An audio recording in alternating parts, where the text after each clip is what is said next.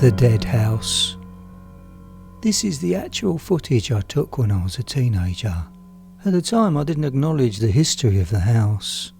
I knew terrible things happened and people died here, but I was only excited to explore some place I wasn't allowed to.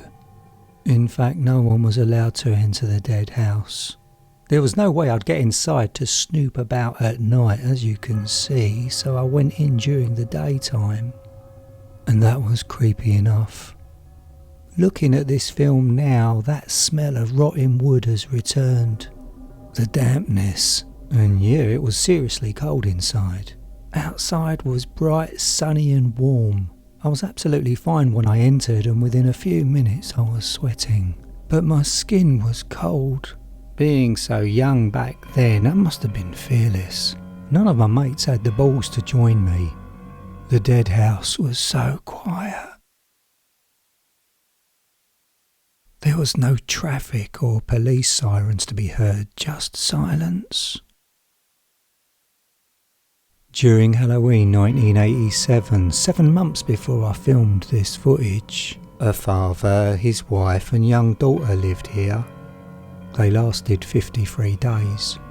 They didn't pack up and move elsewhere. There was no annoying neighbours who might have had an aggressive dog, and they didn't get bored of the place. You see, the 3 of them ended up dead. There was no sign of a break-in, no sign of husband Philip being violent or his wife Saskia being violent.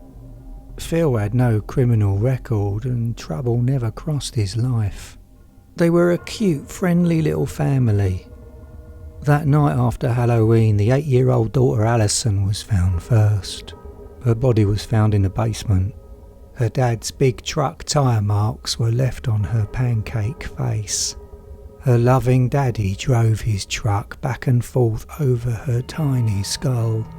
The rest of her body wasn't damaged, just her small head. Forensics knew he did it because of steering wheel prints and the notes he left.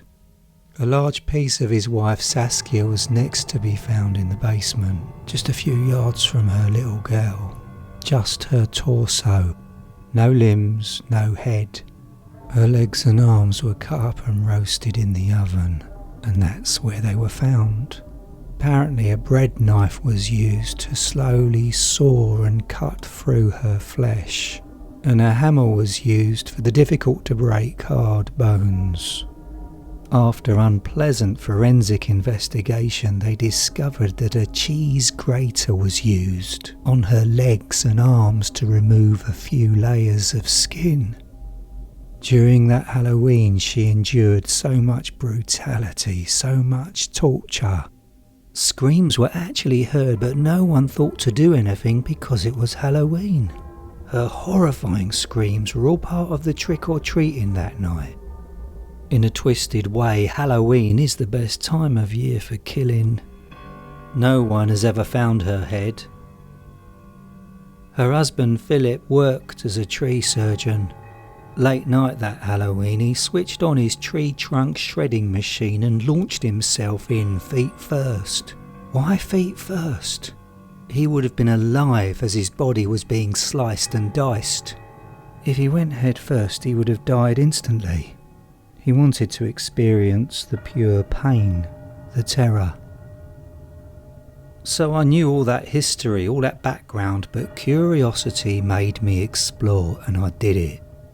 I decided without any hesitation to go down into that basement, and this is where my camera died on me. So you're going to have to settle for my description to what happened next. Believe me or not, I couldn't give a toss. I know what I saw and I know what I heard. It was pitch black down there. I heard a bit of scuttling about, but I'm sure it was only rats. There was some light from the room above, but nothing to see or hear down there. When I started to walk back up the narrow basement stairs, on the top step in the middle was a large egg shape. It took me a few seconds for my brain to figure out what I was looking at. It was a brunette wig. That's what I thought, fixed on something like a wig display. Then the wig moved, it turned around. and Saskia's face, with her eyes opened, looked at mine. I stopped in my tracks. I did not continue to walk up towards it. She told me not to be scared. I was frozen to the spot. Her head chatted with me for what seemed like over an hour. She told me about her life before meeting Philip, and she talked about how difficult it was for her to get pregnant and what a miracle Alison was. She told me everything was wonderful until they moved into this dead house. The crack started. Her and Philip started arguing about pedantic issues, sniping over stuff that doesn't matter, and she became impatient towards Alison, she told me. Philip lost his main garden maintenance contracts and was struggling with family finances. And you know what, after a while I wasn't freaked out anymore. I was chatting with a dead woman's decapitated head. She even asked me questions about my world. We even laughed a few times. At the end of the conversation, she wished me well and asked me to take her upstairs to her bedroom. She said it took a great deal of effort for her to get up to the kitchen from the basement. I left her crying on the bedroom queen-sized mattress. She asked me to leave and never return. I expected nightmares. They never happened. I remember at the time my emotions were all over the place. I can't remember when, but I do know I read the note that was left by her dead husband in the dead house. It must have been in the local paper or something. It said, "I love my family more than anything in my world. Everything went bad when we moved into this house.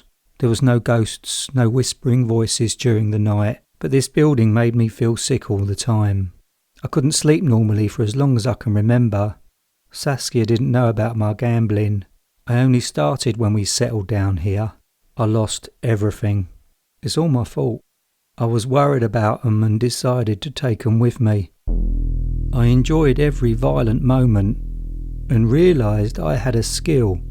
I was able to embrace the evil person living inside me.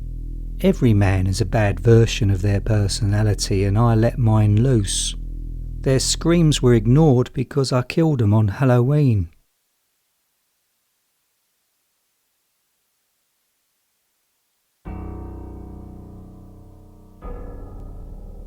The night floating severed heads came for me. I'm grateful I'm still breathing, but I can die at any unexpected moment. Some of you will think that I haven't suffered enough for what I did. Some of you may have considered doing the same, but believe me, what I'm about to tell you will stop you in your tracks for doing what I did. My intention was to challenge myself, push myself in doing something others wouldn't dare to think about. I crossed that forbidden line.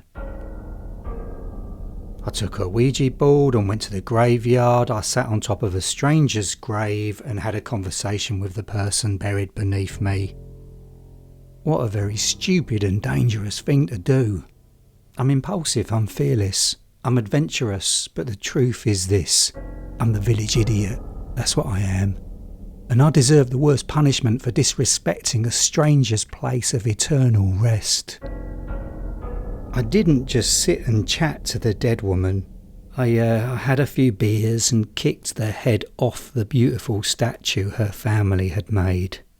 And to make the situation worse, I guessed how to use the Ouija board. I didn't even speed read the instructions. I didn't bother. You see, I opened the door to the spirit world and didn't say goodbye or close the board. I didn't have anyone with me, which is an absolute no-go. I didn't know it's not a solo thing to do. I asked stupid questions and I asked for physical signs, all the very things that you should never do when using a Ouija board. The dead don't want to be disturbed, and I had no idea about the warnings. Oh yeah, I should have researched them online before that night, but now the horse has bolted, innit? The damage is done. The desecration of a grave. I returned and tried to glue the statue's head back on, but I couldn't. I chanted, "Sorry, sorry, sorry," over and over again. Too late. The cemetery's silence spoke volumes. I didn't take Ouija boards seriously. To me, it's just a game. I let the idiot, the chimp side of my personality become dominant, didn't I? Most people have a dangerous side, and living in society trains us all to fit in, but not me. I let it loose that night. I went down a very dangerous spiral. The fury the dead person spelled out to me will be etched into my soul forever. Her obscenities and anger sobered me up pretty quickly, and that's when I kicked the statue's head off. I remember that bit. It was my way of defending myself, sort of demonstrating my power. Oh dear, oh my God. And I don't believe in God. So about a month has passed from my grave event. I was working on my laptop in a trendy cafe near home. The shining sun was out, and I somehow moved on and forgot about the bad thing I did. I guess as time passed it became a foggy memory, and I'd man up and move on. So there I was in the cafe, I was watching people and the world go by, then suddenly, without warning, on the other side of the glass coffee shop, in front of my face was 4 dark objects. I was looking down at the time, so I noticed their shadows first on the pavement because I was typing away. And I looked up and my eyes met the dead black eyes of 4 severed heads floating in the air, watching me. I screamed in fright and ran home. As I was running, I turned around and the heads hadn't moved. I figured out there was 1 woman's head and 3 men. Thankfully, I'm fit, so I knew I'd be able to keep running, and when I turned around for a second time, for another look, the 4 severed heads were gliding fast towards me, their mouths snapping shut and open again. My stomach shrunk and went in a spasm and I vomited. Fear is here. I managed to get home, and as soon as I closed the door, the heads caught up with me. They've been outside for 3 days now. I haven't left the house and I'm running out of food. I should ask my mates to shop for me, but they'll just tell me to piss off. I'm upstairs in my bedroom. I've got the curtains closed because they're outside. 4 severed heads waiting for me. Not to come out to play, but wanting to destroy me. Oh my God, they're banging on the glass.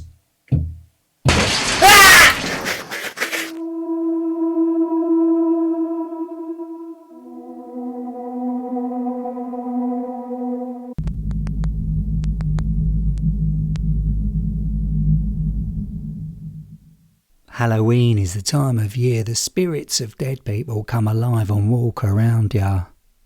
It's very important to dress up in costumes when you go outside, and you need to do this to avoid being harmed by the spirits. I never dress up for Halloween, and for years spirits have never attacked me, so I don't care about old rules or silly superstitions and stupid theories about Halloween. To me, Halloween and Halloween 2 is a cool couple of movies made a very long time ago. That's Halloween to me. And it ends there. It's a bit of fun for kids and an irritation for people who don't like being disturbed by ringing doorbells and door knocking. But those thoughts have all changed forever for me now. I now realise Halloween is far more dangerous than anything. Far more dangerous than anything you've researched about online or seen at the movies or on the television. It is a dark time of year for evil to creep out from the hell it came from and sniff out the vulnerable and lonely. I've never actually seen what it is that hunts during this time of year, but I have seen children, babies and adults suddenly engulfed in a dark cloud as if the night sky dropped to the ground. And then when the dark fog disappears, I notice their final terrified expressions on their faces. During the fog out, their bodies have been bitten in half above the waist. I've warned people to stay in the warm inside their homes, but they ignore my warning. They go out. Then the black sky falls, and in the dark they're sliced in two. It's not the smell that's shocking for me. It's sometimes as the blood is still pumping around the victims' brains, they look at me confused. Many people have asked me, what's going on? What just happened? Their eyes are scared. And then they become terrified as they realise that they are dying a horrible death. One young man asked me once if he was having a bad dream, and I had to tell him that it's really happening. Rest well, my friend, I said. I don't want to witness the evil at work. I guess I'm grateful it hides in a black fog. It nearly attacked me once. It nearly killed me. I was putting the rubbish out one evening and I didn't notice the night sky moving down towards me. But I remember I did sense something was coming to get me, and I ran back inside. And when I looked out the window, I witnessed 3 children and 2 women across the street be brutally murdered. I couldn't sleep for days. My doctor had to medicate me so I could rest. And it was during my sleep an offer was made that I couldn't avoid. A stunning-looking woman who looked like the girl of my filthy dreams had the starring role in that particular dream that night. I remember clearly my dream had a picture quality like an IMAX cinema in my mind. Whoever she was, she slutted up for me and stood next to my bed watching me, and then she rose off the ground without banging her head on the ceiling, gliding around me. She said, "Bring more, and you will breathe." She glided down and kissed me, and then she became passionate and intimate. I suddenly opened my eyes and my first thought was, why me? It's an answer I'll never get, though I'm pretty sure the evil knew I witnessed too much and obviously realised I can add value to their wicked time of year. So it didn't take me long to arrange Halloween events in my hometown to lure people away from their homes. Evil comes at night and breaks their bodies. No flesh is eaten, just murder. A Halloween murder sport. Evil likes an easy sport. I believe the adrenaline rush for the evil is inflicting pain and watching and enjoying its victims' pained and terrified expressions. Poor innocent souls didn't know what ripped them in two. Hundreds of people have been murdered because of the events I've organised, encouraging strangers to have a fun night out on Halloween when the truth is leading them out under the dark, evil sky. I set the bait and the Halloween night comes alive and pulls bodies apart. It hunts as many as it can until the Halloween season is over. Now I've disclosed to you what I do for Halloween. Dark forces might have heard what I've told you and might come for me. I can't bring back the people that have been literally torn apart, but all I can say is don't go out at Halloween on whatever you do. Don't accept any invitations to any Halloween events. The night will hunt for you and you'll be taken away from your loved ones in such a barbaric, cruel way. If you look up to the sky on one Halloween evening and the sky is blacker than normal, running ain't going to help you. You'll experience unimaginable pain, all because you went out for a bit of fun on Halloween.